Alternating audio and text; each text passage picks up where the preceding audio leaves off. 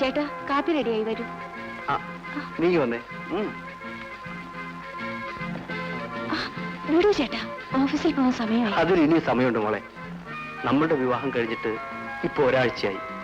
ഇതിനിടയ്ക്ക് നീ ആഗ്രഹിക്കുന്ന ഏതെങ്കിലും ഒരു സ്ഥലത്തേക്ക് പോകാനോ ഒരു ദിവസമെങ്കിലും സ്വൈര്യമായിട്ട് നിന്നോടൊപ്പം കഴിയാനോ എനിക്ക് സാധിച്ചിട്ടില്ല. ഞാനിതിന് പരാതിയൊന്നും പറഞ്ഞില്ലല്ലോ. പറഞ്ഞില്ലെങ്കിലും ഞാനത് അറിയേണ്ടതല്ലേ. കമ്പനി ഓഡിറ്റിംഗ് കഴിഞ്ഞാൽ ഒരു മാസത്തേക്ക് ഞാൻ ലീവ് എടുക്കും. എന്നിട്ട് കന്യാകുമാരി മുതൽ കാശ്മീർ വരെ ഒരു ഹണിമൂൺ പര്യടനം. അയ്യോ, അതുപോലെ നമുക്കൊരു റോക്കറ്റ് ബുക്ക് ചെയ്ത് ശൂന്യാകാശത്തേക്ക് പറക്കണം. കുഞ്ഞുമോളെ, നിന്നെയും കൊണ്ട് ശൂന്യാകാശത്തേക്കല്ല, സ്വർഗരാജ്യം വരെ ഞാൻ പറക്കും.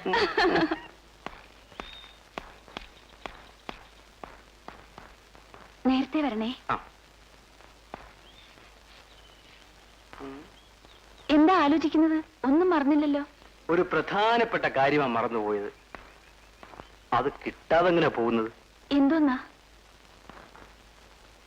അകത്തു പറയാം.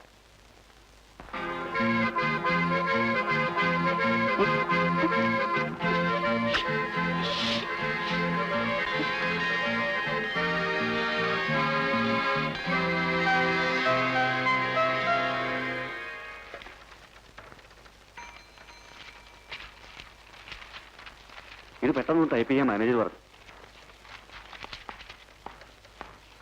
ജയനെന്താ ലേറ്റായത്? ബസ് കിട്ടാൻ താമസിച്ചു. സമയത്തിന് വീട്ടിൽ നിന്ന് ഇറങ്ങിയല്ലേ ബസ് കിട്ടത്തുള്ളൂ. മധുവിധുവിന്റെ ലഹരിയില് ബസിന്റെ സമയമൊക്കെ മറന്നു. മാത്രമല്ല, അക്കൗണ്ട് സാർ ലവ് മാരേജ് നടത്തിയിരിക്കുന്നത്. അതുകൊണ്ട് ലഹരി ചിലപ്പോൾ കൂടും. കല്യാണം കഴിഞ്ഞതോടുകൂടി എന്നെ കമന്റ് അടിക്കാൻ ഒരു ഐക്യമനുണ്ട് ഉണ്ടായിട്ടുണ്ട്. എന്തായാലും നിങ്ങളുടെ കമന്റ് ഒക്കെ കഴിയട്ടെ, എന്നിട്ട് ജോലിക്കാറാം. ജയൻ സാർ മാനേജർ വിളിക്കുന്നു. ഇതങ്ങോട്ട് വെച്ചേക്കാ. ശരി.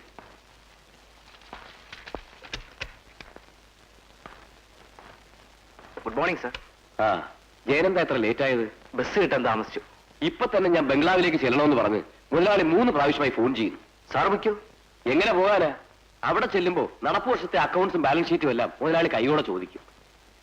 എനിക്കാണെങ്കിൽ ഒരു ഐഡിയയുമില്ല. സാറ് വിഷമിക്കണ്ട, എല്ലാം ഞാൻ ഇന്നലെ തന്നെ തയ്യാറാക്കി വെച്ചിട്ടുണ്ട്. എന്നാ ഞാൻ രക്ഷപ്പെട്ടു. ജയന ഫയലിംഗ് എടുക്കും.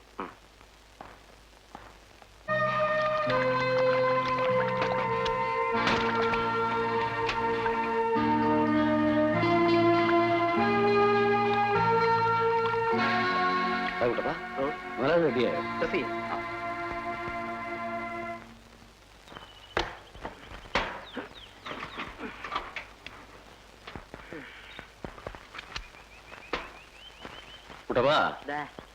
മുതലാളി ഇവിടുന്ന് പോയാ പിന്നെ നീ ആ തൂപ്പുകാരി പെണ്ണുമായിട്ട് വലിയ ശൃംഗാരത്തിലാണെന്ന് കേട്ടല്ലോ. ഞാനോ? ഏത് ആഭാസല്ലേ വൃത്തിയോട് പറഞ്ഞ് വരുത്തിയത്? വാച്ചറിയാ പറഞ്ഞത്. നമ്മുടെ വേലാമ്പിള ചേട്ടനോ? നീ എന്തോ നടാ വിളിച്ചത്? ചേട്ടാ, ഇവിടുത്തെ തൂപ്പുകാരി പെണ്ണിന്റെ ലവ് ബേർഡ്സ് ആണ് ചേട്ടൻ പറഞ്ഞു വരുത്തിയോ? ചിലതൊക്കെ കണ്ടതുകൊണ്ടാണ് ഞാൻ അങ്ങനെ പറഞ്ഞത്. അതെ, മുട്ടേന്ന് വിരിയാത്ത പെങ്കുച്ചിനെ കുറിച്ച് അവാദം പറഞ്ഞാലുണ്ടല്ലോ, നരച്ചതിലെ ഇടുത്തി വീഴും പറഞ്ഞേക്കാം. നീ അവൾക്ക് പൗഡറും സെന്റും ഒക്കെ വാങ്ങിച്ചു കൊടുത്തോ? പൗഡറും സെന്റ് മാത്രമല്ല 10 രൂപയും കൊടുത്തു. എന്താ അപ്പൊ വാച്ചറിയേട്ടൻ പറഞ്ഞതാണോ തെറ്റ്? തെറ്റാ. ആ പെണ്ണ് തള്ളയുണ്ടല്ലോ, സിൽക്ക് കല്യാണി, അവൾ അറിഞ്ഞാല് നിന്റെ കച്ചവടം തീരും. ഒരു കച്ചവടവും തീരില്ല. ഈ സിൽക്ക് കല്യാണിയുമായിട്ടാ എനിക്ക് ലോഹ്യം. ഇരിക്കുകയൊന്നും വേണ്ട ചേട്ടാ. ഈ ലവിന്റെ കാര്യത്തിൽ ഞാൻ ഒരു എൽബോടാ. പിന്നെ തുടക്കം വളരെ എക്സ്പീരിയൻസ്ഡ് ആയ സിൽക്ക് കല്യാണിയിലാവുമ്പോ എന്റെ ലവ് ഒന്ന് കൊഴുക്കും. കഴുതറടാ മോനെ, പ്രായത്തെങ്കിലും മാനിക്കണ്ടേ? സോറി. വച്ചറിയടാ. ശമ്പളം വാങ്ങിച്ചോ? വാങ്ങിച്ചു. വീട്ടിലേക്ക് മണി ഓർഡർ വെച്ചു. ഓണമൊക്കെ ആയിട്ട് വീട്ടിൽ പോകുന്നില്ലേ? എനിക്ക് എന്തോന്ന് ഓണം. യാത്രക്കൂലിക്ക് ചിലവാക്കുന്ന കാശുകൂടി അങ്ങ് വീട്ടിലെത്തിച്ചാൽ അത്രയ്ക്കായി. ഒരു മോനുള്ളതിനെ പഠിപ്പിച്ചു. അവനാണെങ്കിൽ വേലയും കൂലിയില്ലാതെ അലഞ്ഞു തിരിഞ്ഞ് നടക്കുക. വീട്ടുകാരിയാണെങ്കിൽ കിടപ്പിലും. ഇവിടുന്ന് കിട്ടുന്ന കാശുകൊണ്ട് എന്ത് ചെയ്യാനാ? 2 ദിവസം കഴിഞ്ഞ് ഞാൻ വരത്തുള്ളൂ. വീടെല്ലാം നീ ഭദ്രമായി നോക്കിയേക്കണം കേട്ടോ. മുതലാളിയെ സൂക്ഷിച്ചു കൊണ്ടുപോണേ. കെയർഫുൾ.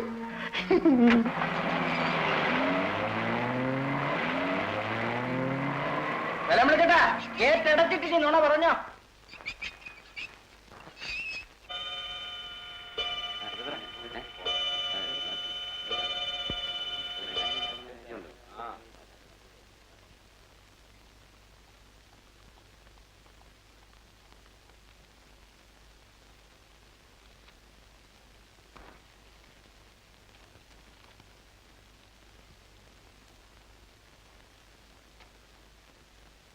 എന്താ സാർ?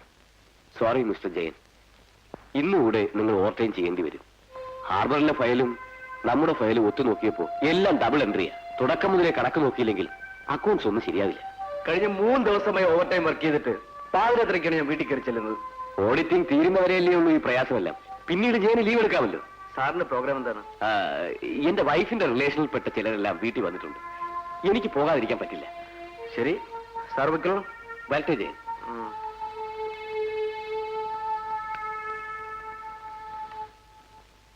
നീ എന്തായി പറയുന്നത്? ചെയ്താ തീരാത്ത ജോലിയുള്ളത് കൊണ്ടല്ലേ ഞാൻ വരാൻ താമസിക്കുന്നത്. ഇങ്ങനെ രാവും പകലും ജോലി ചെയ്താൽ ആരോഗ്യം എന്താവും? ആ, ഇങ്ങനെ ജോലി ചെയ്തെങ്കിലേ എന്റെ ലക്ഷ്യം നിറവേറും. എനിക്കൊന്നും കേൾക്കണ്ട. കേൾക്കണം. ഏത് സാഹചര്യത്തെയും നേരിടാൻ ധൈര്യപ്പെട്ടുകൊണ്ടാണ് നമ്മൾ ഒരുമിച്ച് ജീവിക്കാൻ തീരുമാനിച്ചത്. നീ എന്നെ സ്നേഹിച്ചു എന്ന തെറ്റിന് നിന്നെ വീട്ടിൽ നിന്നും ആട്ടിയിറക്കിയവരാണ് നിന്റെ ബന്ധുക്കൾ. അവർ നിന്നെ കാണാൻ ഇങ്ങോട്ട് വരുന്നൊരു സാഹചര്യം ഉണ്ടാകണമെങ്കിൽ ഞാൻ എല്ലാം മറന്ന് ജോലി ചെയ്തേ പറ്റൂ. ജയേട്ടാ, ഈ വാടക വീടിന് പകരം നമുക്ക് സ്വന്തമായൊരു വീടുണ്ടാവണം. ഞാൻ സ്വപ്നം കാണുന്നൊരു ഭാവി ഉണ്ടാകണം. എല്ലാം നടക്കണമെങ്കിൽ നീ എന്നെ മനസ്സിലാക്കിയേ പറ്റൂ. എനിക്കെല്ലാം മനസ്സിലായി. രമേ,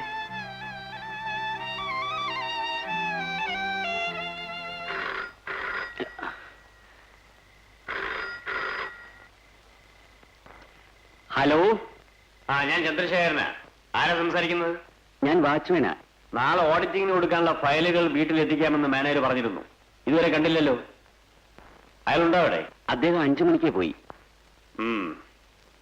വേറെ ആരുണ്ടോ അവിടെ? അക്കൗണ്ടന്റ് ജയൻ സാറുണ്ട്. വിളിക്കണോ? വേണ്ട, ഞാൻ അവിടെ ഒന്ന് കണ്ടോളാം. ശരി മുതലാളി.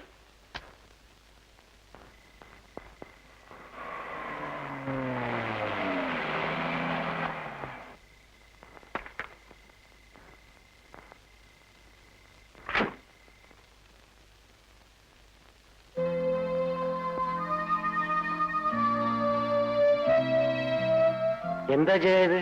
ഇത്ര രാത്രിയായിട്ടും വീട്ടിൽ പോകാറായില്ലേ? 2 ആഴ്ചയായി ഞാൻ ഓവർ ടൈം വർക്ക് ചെയ്യണം സാർ. ഈ അക്കൗണ്ട്സ് എല്ലാം സബ്മിറ്റ് ചെയ്യേണ്ട ലാസ്റ്റ് ഡേറ്റ് നാളെയാണ്. അതുകൊണ്ടാ. ഏതായാലും ജയൻ നല്ലപോലെ റെസ്റ്റ് എടുത്തിട്ട് ജോലി ചെയ്താൽ മതി. ഇപ്പൊ വീട്ടിൽ പോയിക്കോളൂ. എനിക്കിനിയിപ്പോ ബസ് കിട്ടില്ല സാർ. ഓ, അത് സാരമില്ല, ഞാൻ കൊണ്ടുവിട്ടുതരാം. വരും.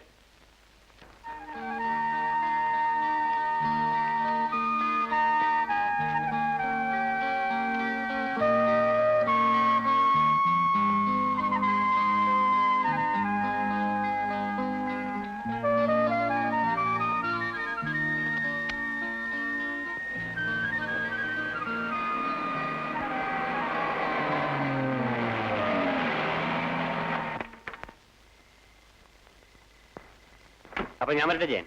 വരണം സാർ. വീട്ടിലൊന്ന് കയറിട്ട് പോവാം. അയ്യോ, ഇപ്പൊ വേണ്ട, പിന്നൊരിക്കലാവാം. സാർ ആദ്യമായിട്ട് വരികയല്ലേ, ഒന്ന് കയറിട്ട് പോവാം. ആ, എങ്കിൽ ശരി.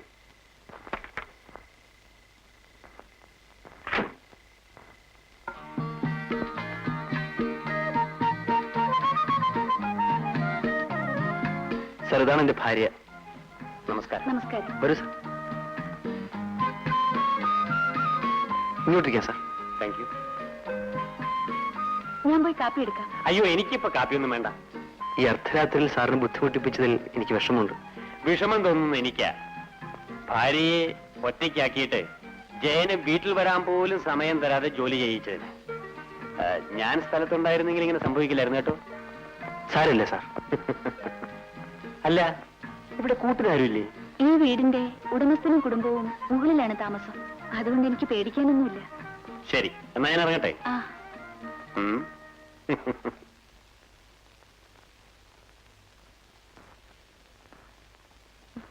So good night. Good night.